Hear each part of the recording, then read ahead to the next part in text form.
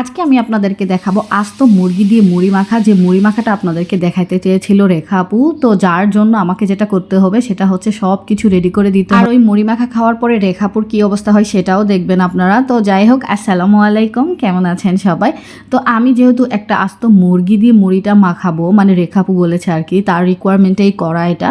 তো এই জন্য আমার লাগবে একটা আস্ত মুরগি। তো সেই মুরগিটাকে আমি সুন্দর মতো করে ধুয়ে মুরগির পুরো গা হালকা বটি দিয়ে কেটে কেটে কেটে কেটে দিয়েছি। তারপর যেটা আমাকে করতে হবে সেটা হচ্ছে মুরগির মশলাটা রেডি করতে হবে। আর এই মশলা রেডি করার জন্য যেটা আমি করেছি সেটা হচ্ছে একটু মরিচের গুঁড়া নিয়েছি, তারপরে একটু হলুদের গুঁড়া, লবণ, আদা বাটা, রসুন বাটা আর গরম মশলা বাটা, ওইটা দিয়ে সুন্দর মতো করে এটা একদম মাখাই নিয়েছি। ও একটু পেঁয়াজ বাটাও দিয়েছি। তো এই মুরগি পোড়াটা সম্পূর্ণ আমি আমার রেসিপি ফলো করতেছি, কোনো কিছুই দেখি নাই। যদিও বা রেখা আপু বলেছিল যে সে ইউটিউব দেখবে, কিন্তু আমি ইউটিউব দেখি নাই, কারণ আমি মোটামুটি যেহেতু একটু রাঁধুনি আসি, তো একটু হালকা আইডিয়া হইলেই আমার হয়ে যায়। তো আমি বুঝে গেছিলাম যে মুরগিটাকে কিভাবে পোড়াইতে হবে। যদিও বা মুরগি পোড়াইতে সবাই পারে, তবু আমি যেহেতু মুড়ি মাখাতে মুরগি খাই নাই, তো এইটা কিভাবে আর কি পোড়াবো বুঝতে পারতেছিলাম না, এই জন্য আর কি আমি বললাম।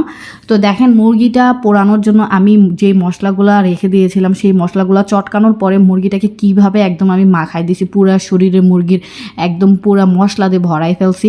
তো এখন এটাকে আমি তেলে ভাজবো। তো এই মুরগির গায়ে যখন আমি মশলা মাখাইতেছিলাম, তখন আমার একটা বিষয় মনে হইতেছিল।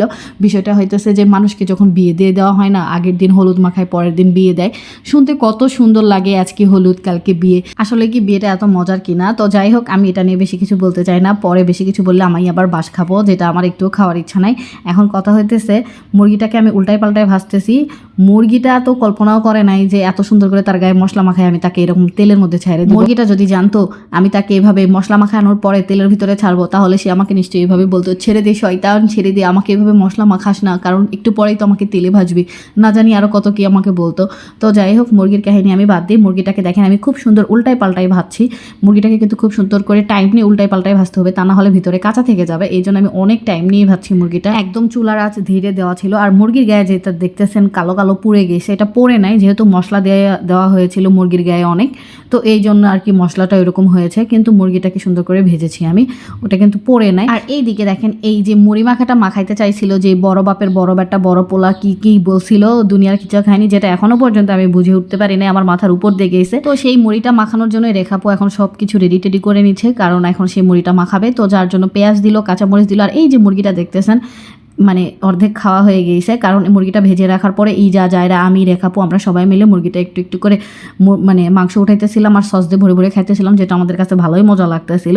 তো যাই হোক, পরবর্তীতে আমরা বললাম যে আর আমরা দেরি না করি, মুড়িটা মাখাই ফেলি, তা নাহলে পুরো মুরগিটা আমরা ওভাবে খেয়ে ফেলবো, তখন আর বড় লোকের বড় বাপের বড় বেটার এই রেসিপিটা আমাদের হবে না। এখন এইদিকে দেখেন সব কিছু দিয়ে দেওয়া হলো, এখানে ছোলা, বুন্দিয়া, তারপরে পেঁয়াজু, বেগুনি, জিলাপি, মানে সব কিছু দিয়ে সুন্দর মতো করে এটাকে মাখায় তারপরে এখানে একটু মুড়ি দেওয়া হবে। মুড়ির পরিমাণ খুবই অল্প দেওয়া হয়, তা না হলে একদম অনেক বেশি হয়ে যায়। এটা যদি একেবারে অনেকজন মানুষ থাকে সেক্ষেত্রে হইলে একদম খাওয়া যায়। আমাদের বাসায় যেহেতু মানুষ একদমই কম, তো পুরো একটা মুরগি দিয়ে মুড়ি মাখা আমাদের জন্য অনেক বেশি হয়ে গিয়েছে। তারপরেও সবাই খাইছে। আর রেখাপুকে তো আমি একদম প্যাগলায় প্যাগলায় খাওয়াইছি, যেটা আপনারা ভিডিওর শুরুতেই দেখছেন। মুড়ি মাখাটা খাওয়ার পরে তার কী অবস্থা হয়েছে, কারণ সে এতটা খাইতে পারে না, সে খুবই অল্প করে খায়। সে খাইতে চায়, এটা খাইতে চায়, ওইটা খাইতে চায়, কিন্তু সে বেশি খাইতে পারে না, অল্প একটু করে খায়।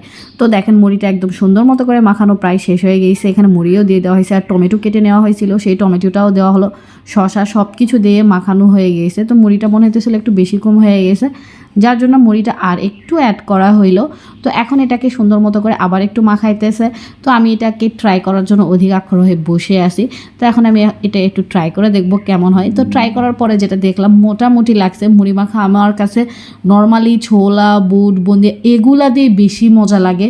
মুরগিটা অ্যাড করাতে মুরগির একটা টেস্ট পাইতেছি এই, কিন্তু যে একদম অনেক বেশি মজা লাগতেছে তা নয়। আর এইদিকে এই ম্যাডামকে দেখেন মুড়ি মাখা খাওয়ার পরে তার কী অবস্থা হয়েছে। সে সাধারণত এতটা খায় না, আমি নিজেও জানি।